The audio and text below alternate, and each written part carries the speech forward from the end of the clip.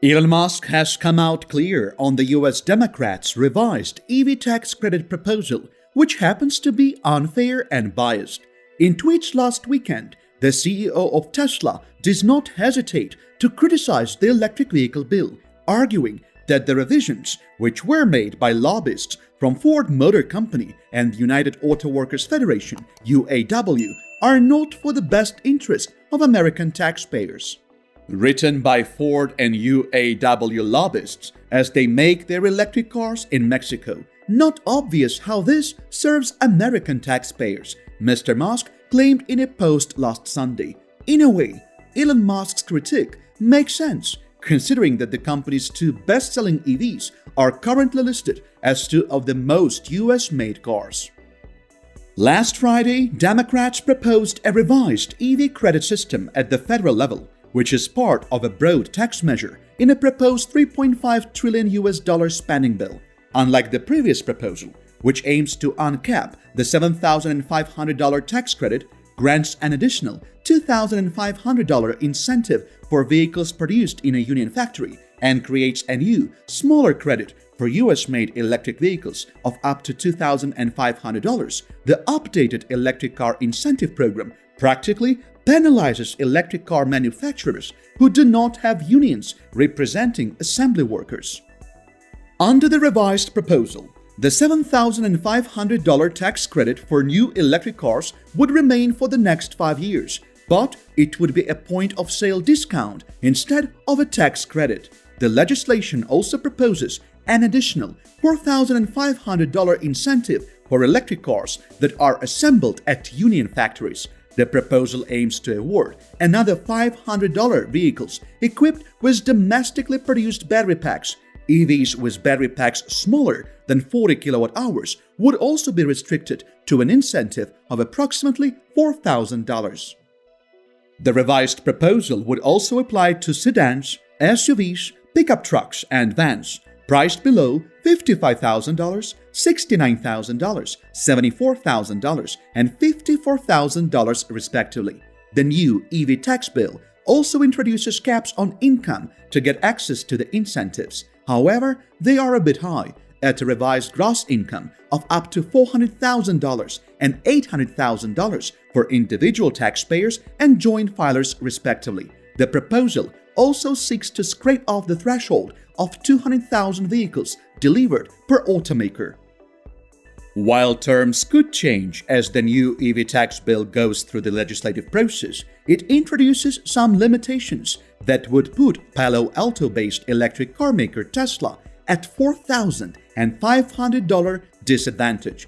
Tesla is the only American company that's anti-union. On the other hand, auto workers at other, more well-established companies like General Motors Company, Ford and Stellantis, and Chrysler are represented by the United Auto Workers Union in management negotiations.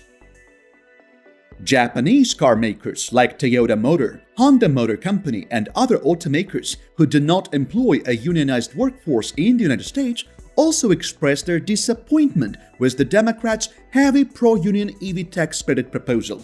Honda noted in a statement that its employees deserve fair treatment from Congress regardless of their choice of workplace.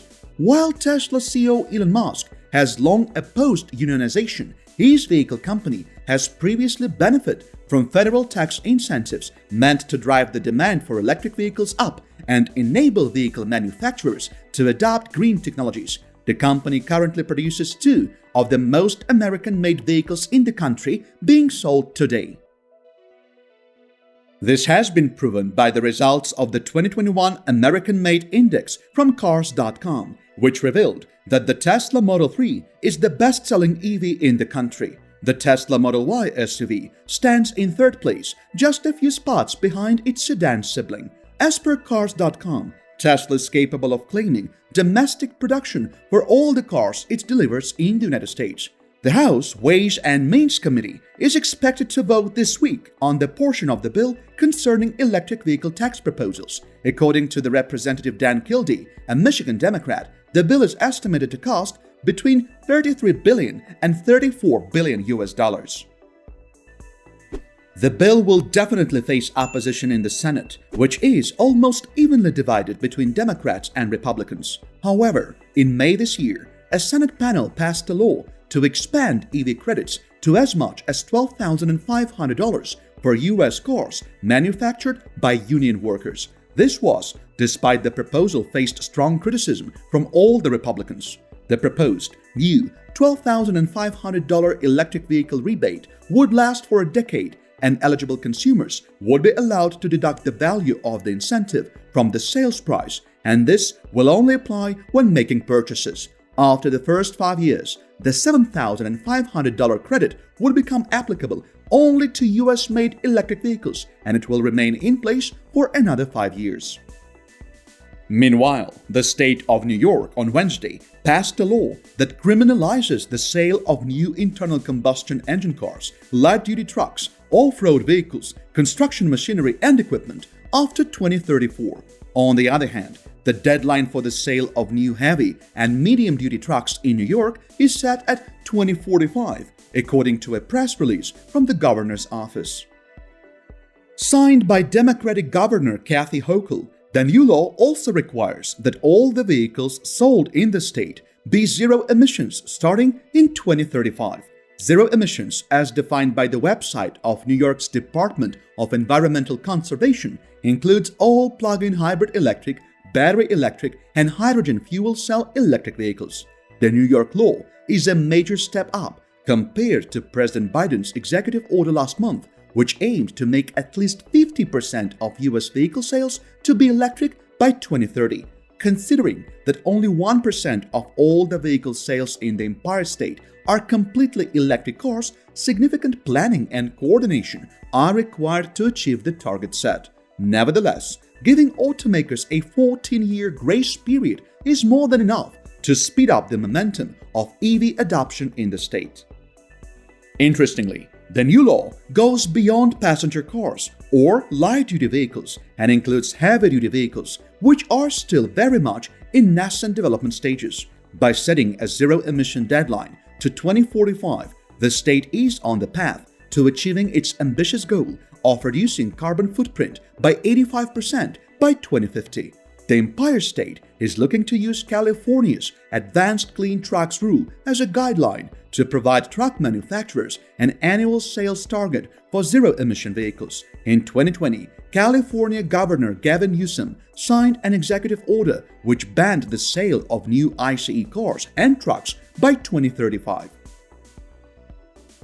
Also, earlier this year, Washington tried to pass a similar law that would phase out all sales of new fossil-powered cars in the state by 2030. As per Democratic Governor Jay Inslee, the obligation of zero-emission cars is too important to tie to other initiatives. Of course, to support EV adoption, the Empire State needs to roll out fast-charging infrastructure in the crowded metropolitan area, such as streets and parking lots. As highlighted in an April 2021 report from the New York City Mayor's office, the city would need to install 800,000 Level 2 chargers and 60,000 fast chargers by 2050. Curbside charging is also suggested in the report.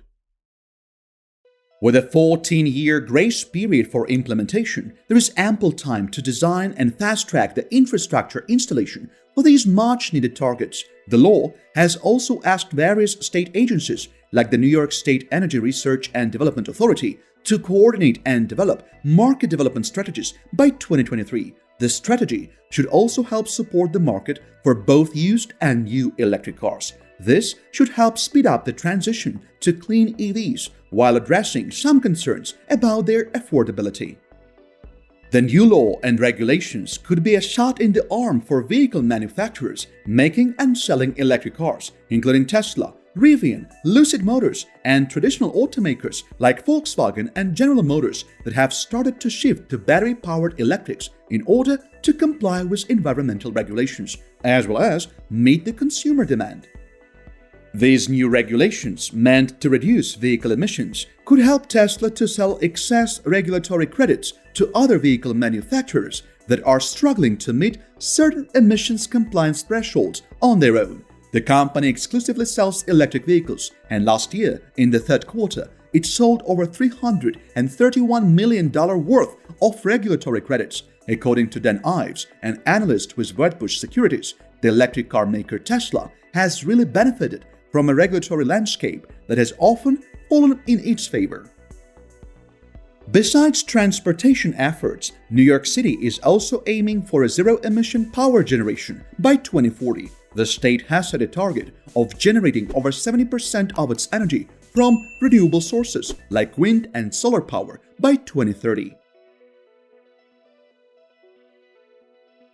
Make sure to check out one of the videos shown on your screen right now. We post videos daily, so feel free to subscribe and stay up to date on all the most recent news and updates.